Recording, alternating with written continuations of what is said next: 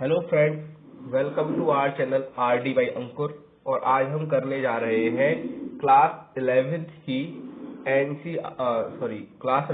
CBSE RD Sharma exercise 1.1 जो कि है सेट्स के ऊपर। तो सबसे पहले जो हमारा क्वेश्चन है वो है what is the difference between a collection and a set. तो देखो, कलेक्शन क्या होता है? कलेक्शन किसी भी तरीके के ग्रुप का किसी भी तरीके का ग्रुप हो सकता है। जैसे कि अगर मैं आपसे कहूं कि आपके स्कूल के टीचर्स का ग्रुप, तो वो एक कलेक्शन हो जाएगा। आपकी क्लास के स्टूडेंट्स का ग्रुप, वो एक कलेक्शन हो जाएगा। बॉयज का ग्रुप एक कलेक्शन हो जाएगा, गर्ल्स का ग्रुप एक कलेक्शन हो जाएगा। आपके पास जितने भी कपड़े हैं उनका ग्रुप एक कलेक्शन हो जाएगा। ठीक है, तो कलेक्शन किसी भी तरीके का एक ग्रुप हो सकता है जिसकी कोई डेफिनेट परिभाषा नहीं होती है, कोई डेफिनेशन नहीं हो सकती है इतनी खास। लेकिन जो सेट होता है वो वेल डिफाइंड होता है। सेट क्या होता है? एकदम वेल डिफाइंड कलेक्शन होता है। जैसे कि अगर मैं आपसे कहूं कि मुझे आप इंग्लिश अल्फाबेट्स में से वाउल्स का ग्रुप बनाओ, तो वो क्या होगा? वाउल्स अपन जानते हैं AEIOU होगा। मेरे लिए भी, आपके लिए भी, किसी और के लिए भी, या ऑल ओवर द वर्ल्ड कहीं पर भी हम चले जाएंगे तो AEIOU क्या होगा? हम जानते हैं यही वाउल्स होते हैं इंग्लिश अल्फाबेट्स के अंदर। तो ये क्या हो गया? ये वेल डिफाइंड कलेक्शन हो गया। क्या हो गया? वेल डिफाइंड कलेक्शन हो गया। तो इसी को हम क्या बोलेंगे? सेट बोलेंगे। ठीक है, तो जिसको हम बहुत अच्छी तरीके से डिफाइन कर सकते हैं, और वो हमारे लिए ही नहीं बाकी सभी लोगों के लिए भी वही चीज लागू अगर होती है तो उसे हम क्या बोलेंगे? सेट बोलेंगे। क्या बोलेंगे? सेट बोलेंगे। ठीक है, तो मैंने यहाँ लिखा है कि collection is group of things.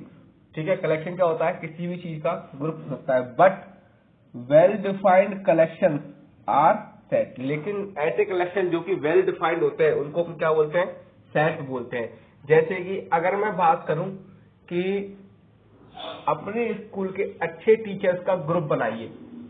ठीक है, जो अपने स्कूल के अच्छे टीचर्स का ग्रुप बनाइए, तो जो हमें कलेक्शन मिलेगा क्या वो सेट होगा? वो सेट नहीं होगा, क्योंकि आपके लिए, आपकी नजरों में अच्छे टीचर्स अलग होंगे। किसी और स्टूडेंट की जब हम बात करेंगे तो उसकी नजरों में अच्छे टीचर्स अलग होंगे। किसी तीसरे स्टूडेंट से बात करेंगे तो उसकी नजरों में अच्छे टीचर्स अलग होंगे। तो यहाँ अच्छे टीचर्स की कोई भी डेफिनेशन नहीं होती है, उसको हम डिफाइन नहीं कर सकते हैं। इसी वजह से the collection of good teachers in a school is not a set. ये कोई सेट नहीं है, it is only a collection. ठीक है, तो thus we can say that every set is a collection but every collection is not a set। ठीक है, हर set एक कलेक्शन हो सकता है। हर सेट एक कलेक्शन हो सकता है, बट हर कलेक्शन सेट नहीं हो सकता। मतलब अगर मैं कहूं तो सेट जो है वो कलेक्शन का ही एक पार्ट है। सिर्फ कलेक्शन का ही एक ऐसा पार्ट है जिसको हम वेल डिफाइंड कर सकते हैं। ठीक है, तो सेट कलेक्शन हो सकता है लेकिन कलेक्शन सेट नहीं हो सकता। हर सेट कलेक्शन हो जाएगा लेकिन हर कलेक्शन सेट नहीं होगा। ठीक है, तो जैसे तो हम जानते हैं। अब मैं बात करूं the collection of vowels in English alphabet is a set. अभी बताया था आपको, कहीं भी चले जाओ हर किसी के लिए इंग्लिश अल्फाबेट में वाउल्स कौन से होंगे? AEIO और U ही होंगे, चाहे वो कोई भी हो। तो उसको हम क्या बोलेंगे? हम उसे, इस कलेक्शन को, वेल डिफाइंड कलेक्शन को सेट बोलेंगे। ठीक है, ये हुआ हमारा पहला क्वेश्चन। अब हम बात करते हैं अगले क्वेश्चन के बारे में। तो हमारे पास अगला जो क्वेश्चन है वो है which of the following collections are set, justify your answer. ठीक है, तो मैं आपको समझाऊंगा कि यहाँ पे जो हमारे पास कलेक्शन दे रखे हैं वो सेट है या नहीं। ठीक है, तो देखो पहला क्वेश्चन क्या कह रहा है? A collection of all natural number less than 50। तो लेस देन 50 हमें ऑल नेचुरल नंबर निकालने हैं। नेचुरल नंबर स्टार्ट होते हैं 1 से, तो 1 2 3 4 5 6 7 8 9 10 और कहां तक? लेस देन 50 यानी कि 49 तक। चाहे वो मैं हूं, चाहे वो कोई और हो, कोई भी हो, हम सभी के लिए less than 50 natural number 1 to 49 रहेंगे ही रहेंगे। ठीक है, 1 से लेकर 49 तक जितने भी नंबर होते हैं या 49 तक जितने भी नंबर होते हैं वो लेस देन 50 नेचुरल नंबर है ही। तो ये क्या है, वेल डिफाइंड कलेक्शन है। क्या है, वेल डिफाइंड कलेक्शन है। इसी वजह से इसको हम क्या बोलेंगे, सेट बोलेंगे। Set the collection of all natural numbers less than 50 is a set because it is well defined. ठीक है, अगला है द सेकंड नंबर है the collection of all hockey players और द कलेक्शन ऑफ गुड, यहां लिख रहा है good, the collection of good hockey players in India. तो सीधी सीधी बात है, अभी आपको समझाया था कि गुड शब्द की कोई भी डेफिनेशन नहीं होती है, ऐसे बैड शब्द की भी कोई डेफिनेशन नहीं होती है। हर किसी के लिए गुड अलग लेवल होता है और बैड भी अलग तरीका होता है। मैं किसी अलग चीज के बारे में गुड और बैड अलग तरीके से सोचता हूँ, कोई और अलग तरीके से सोचता है। तो इसी वजह से ये क्या वेल डिफाइंड नहीं होगा। तो इसी वजह से the collection of hockey of good hockey players, not hockey players, the collection of good hockey players in India is not a set because it is not well defined, because there is no definition या there is no well definition of good and bad। ठीक है, अगला question है the collection of all girls in your class। अब आप जानते हैं, अगर आपसे मैं पूछूं कि भाई आपकी क्लास में गर्ल्स का कलेक्शन कौन सा है तो आप मुझे बता सकते हैं। अगर आपसे किसी और दोस्त से पूछूंगा तो भी वो बता सकते हैं। अगर मैं किसी लड़की से पूछूंगा तो वो भी बता सकते हैं। अगर आपके किसी टीचर से पूछूंगा कि आपकी क्लास 11 की जितनी गर्ल्स है उनका कलेक्शन करके बताइए तो वो भी बता सकते हैं। तो यहाँ पे हमने गर्ल्स, ओनली गर्ल्स की बात की है जो कि आपकी क्लास में पढ़ती है। तो इसी वजह से ये क्या होगा, एक सेट होगा because it is well defined, because everybody knows about the number of girls and name of girls of your class। there is no difference, there is very much difference, sorry no difference गलत बोल दिया, there is very much difference between boys and girls। तो everybody can tell कि who is boy and who is girl। okay, so it is a set। अगला question है the collection of most talented writers of India। अब most talented है, हमने बात की most talented की। अब भाई सीधी सीधी बात है, जो बेकार राइटर्स हैं उनके बारे में तो कोई जानेगा नहीं, लेकिन जो अच्छे राइटर्स हैं, मुंशी प्रेमचंद है, सुमित्रानंदन पंत हैं, काफी सारे राइटर्स हैं, तो वो आपकी ओपिनियन में भी वही होंगे, किसी और की ओपिनियन में भी वही होंगे, और किसी थर्ड पर्सन से पूछेंगे तो उसकी ओपिनियन में भी वही होंगी। तो ये क्या है, ये एक वेल डिफाइंड सेट है, क्योंकि most talented writers of India जो है वो गिने चुने ही हैं, वो किसी अदर के लिए बदलेंगे नहीं। तो the collection of most talented writers of India is a set because it is well defined due to the most talented. ठीक है, पांचवा है the collection of difficult topics in mathematics. अब सीधी सीधी बात है, यहाँ पे डिफिकल्ट मैथमेटिक्स के डिफिकल्ट टॉपिक्स के बारे में बात हो रही है। अगर कोई बच्चा इंटेलिजेंट है तो उसके लिए हो सकता है कोई टॉपिक डिफिकल्ट हो ही ना, हाईली इंटेलिजेंट है तो, है ना, थोड़ा इंटेलिजेंट है तो उसके लिए एक या दो टॉपिक ही डिफिकल्ट होंगे, और बिल्कुल ही डल है तो उसके लिए तो पूरी मैथ का हर एक चैप्टर ही क्या होगा, डिफिकल्ट होगा ही होगा। तो यहाँ डिफिकल्ट वर्ड की भी कोई खास डेफिनेशन नहीं होती, वेल डेफिनेशन नहीं होती है। इसी वजह से the collection of difficult topics in mathematics is not a set, ये कोई सेट नहीं होता है, because it is not well defined definition of difficult. अगला क्वेश्चन है the collection of novels novels written by Munshi Premchand. अब मुंशी प्रेमचंद ने जितने भी नोवेल्स लिखे हैं, हर कोई अगर उनके बारे में जानता है तो वो समझ सकता है कि मुंशी प्रेमचंद के नोवेल ये हैं। ऐसा नहीं होगा कि किसी और के नोवेल को मुंशी प्रेमचंद के नोवेल का नाम दे देगा या मुंशी प्रेमचंद के नोवेल को किसी और का नोवेल बता देगा, क्योंकि अगर उसमें इतनी समझ है तो वो बता सकता है आराम से कि मुंशी प्रेमचंद ने ये नोवेल लिखे हैं, चाहे वो मैं हूं चाहे वो कोई और भी हो। तो इसी वजह से क्या वेल डिफाइंड कलेक्शन है, तो इसे हम क्या बोलेंगे, सेट बोलेंगे। क्या बोलेंगे, सेट बोलेंगे। अगला है the collection of all months of a year beginning with the letter जे।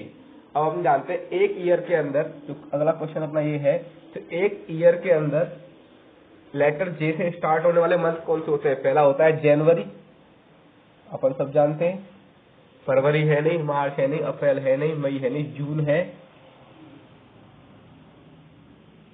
और जुलाई है। तो उसके बाद अगस्त, सितंबर, अक्टूबर, नवंबर, दिसंबर, इनमें से कोई भी नहीं है। तो केवल 3 ही महीने ऐसे होते हैं हर साल के अंदर जो कि जे से स्टार्ट होते हैं। तो ये वेल डिफाइंड कलेक्शन है कि नहीं है? ऐसा तो है नहीं कि हर साल नाम चेंज हो जाते हो मंथ्स के, कभी नहीं होता। तो इसी वजह से वेल डिफाइंड कलेक्शन है। तो the collection of all months of a year beginning with letter J is a set. Okay, अब बात करते हैं क्वेश्चन नंबर 8 के बारे में। The collection of all question in this chapter. ठीक है, तो अपन जानते हैं इस चैप्टर के अंदर जैसे हम पढ़ रहे हैं उसके अंदर जो कलेक्शन होंगे वो तो सेम होंगे। जो collection of all question in this chapter जो है, क्वेश्चन तो सेम ही रहेंगे। ऐसा तो है नहीं कि मैं पढ़ रहा हूँ, मेरी किताब में इतने क्वेश्चन है, अगले बंदे की किताब में उससे कम क्वेश्चन होंगे, या तीसरे बंदे की किताब में उससे भी ज्यादा क्वेश्चन हो सकते हैं। कभी नहीं होगा। जितने क्वेश्चन मैं पढ़ रहा हूँ उतने क्वेश्चन मेरा अदर पर्सन पढ़ रहा है। ठीक है, तो इसका मतलब क्या हुआ? The collection of all question in this chapter क्या होगा? एक वेल डिफाइंड कलेक्शन है। तो इस चीज से अपन इसे क्या बोलेंगे? सेट बोलेंगे, क्योंकि ये हम सभी 11th क्लास के बच्चों के लिए इस चैप्टर के क्वेश्चन क्या होंगे? सेम होंगे और उनके नंबर्स भी क्या होंगे? बराबर होंगे। ठीक है, अगला क्वेश्चन है the collection of most dangerous animals of the world. अब सीधी सीधी बात है, घबराने वाले तो कॉकरोच और छिपकली देख के भी घबरा जाते हैं, और ना घबराने वाले शेर को भी देख के नहीं घबराते हैं। तो मोस्ट डेंजरस एनिमल्स की कोई भी डेफिनेशन प्रूफ नहीं होती है। इसी वजह से is not a set, because it is not well definition.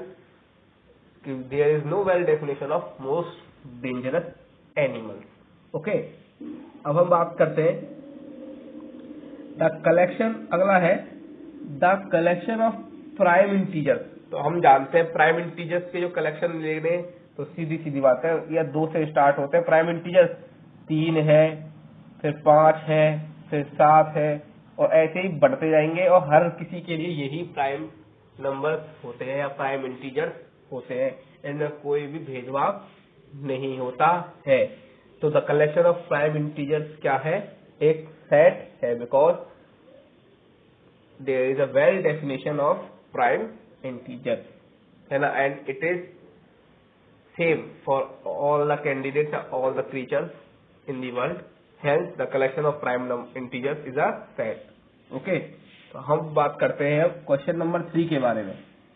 तो क्वेश्चन नंबर 3 है कि इफ, अब देखो सेट को हमेशा याद रखना, सेट को हमेशा बीच वाले ब्रैकेट से ही शो करते हैं। जैसा कि आपको दिख रहा होगा यहाँ पे, ये वाला जो ब्रैकेट होता है, ये वाला, हम इसी से सेट को रिप्रेजेंट करते हैं हमेशा। और उसके हमें जो वैल्यू रखी होती है वो क्या होती है? किसी ना किसी चीज का सेट होती है। जैसे कि यहाँ पर हमें दिख रहा है कि यहाँ पे ए जो एक सेट है जिसमें जो वैल्यू है कौन कौन सी है? 0, 1, 2, 3, 4, 5, 6, 7, 8, 9, 10 है, और इसको हमने मिड ब्रैकेट से बंद किया हुआ है। तो सेट को हमेशा मिड ब्रैकेट से ही बंद करते हैं, और उसके अंदर जिस चीज का हम सेट ले रहे हैं वो सारी वैल्यू उसके अंदर आ जाती है। ठीक है, तो वो कह रहा है कि A is equals to is a set of 0 to 10 numbers, then insert the appropriate symbol। अब आपको एक सिंबल दिख रहा होगा, दोनों ही सिंबल दिख रहे होंगे, तो ये दिख रहा है और एक ये दिख रहा है। तो ये जो सिंबल होता है इसको हम बोलते हैं एप्सिलॉन। क्या बोलते हैं? एप्सिलॉन बोलते हैं। और इसका मतलब होता है बिलोंग्स टू, कि कोई भी चीज किसी सेट से बिलोंग कर रही है या नहीं। ठीक है, तो अगर बिलोंग कर रही है तो हम ये लगाएंगे, और बिलोंग नहीं कर रही है तो हम एप्सिलॉन नॉट लगाएंगे, नॉट एप्सिलॉन लगाएंगे। क्या लगाएंगे? Not epsilon. इसे बोलेंगे एप्सिलॉन। अगर है बिलोंग कर रही है तो ये लगाएंगे, और अगर बिलोंग कर रही नहीं कर रही है तो ये लगाएंगे। ठीक है, तो अब बात करते हैं। तो देखिए, अब वो कह रहा है 4। अब बताओ 4 जो है ये ब्लैंक है, जो रेड लाइन खींची हुई है ब्लैंक है। 4 ब्लैंक ए, क्या 4 जो है सेट ए से बिलोंग कर रहा है? बिल्कुल कर रहा है। 4 हमारे पास है, दिख रहा होगा आपको ये 4। तो यानी कि यहाँ क्या आएगा? एप्सिलॉन का साइन आएगा। पहले का आंसर हो गया। ये है -4। कितना है ये? -4 बिलोंग कर रहा है क्या ऐसे? सेट ए के अंदर कोई भी नेगेटिव वैल्यू नहीं है, इसी वजह से -4 जो है बिलोंग नहीं कर रहा है। डज नॉट बिलोंग, ठीक है। 12 ब्लैंक ए, अब आप गौर करो जो हमारे पास सेट ए है वहां पे 0 to 10 नंबर्स है, तो क्या 12 बिलोंग कर रहा है ए से? बिल्कुल भी नहीं कर रहा है, तो नॉट एप्सिलॉन का साइन आ जाएगा। अगला क्वेश्चन है 9 ब्लैंक ए, 9 ए से बिलोंग कर रहा है, 0 to 10 के बीच में 9 है, तो यानी कि एप्सिलॉन का साइन आएगा। क्या 0, अब अगले क्वेश्चन में 0 ब्लैंक ए है, 0 भी बिलोंग कर रहा है, स्टार्टिंग में दे रखा है 0, तो ये भी क्या होगा, हो जाएगा, एप्सिलॉन हो जाएगा। और -2 ब्लैंक ए अभी समझाया था, कोई भी नेगेटिव वैल्यू नहीं है उसके अंदर, तो ये एप्सिलॉन नॉट हो जाएगा। तो ये रही आपकी एक्सरसाइज 1.1 एकदम कंप्लीट कुछ ही टाइम समय में, और मैंने आपको हर तरीके से सेट के बारे में समझा दिया है कि सेट क्या होता है, कलेक्शन क्या होता है, किन किन चीजों को हम सेट बोलते हैं और किन किन चीजों को हम सेट नहीं बोलते हैं, और सेट को हम किस तरीके से रिप्रेजेंट करते हैं, मिड ब्रैकेट लगा के रिप्रेजेंट करते हैं। ठीक है, अब हम मिलते हैं आपसे एक्सरसाइज 1.2 के लिए अगले वीडियो में। तब तक के लिए बने रहिए हमारे चैनल पर। जय हिंद, जय भारत।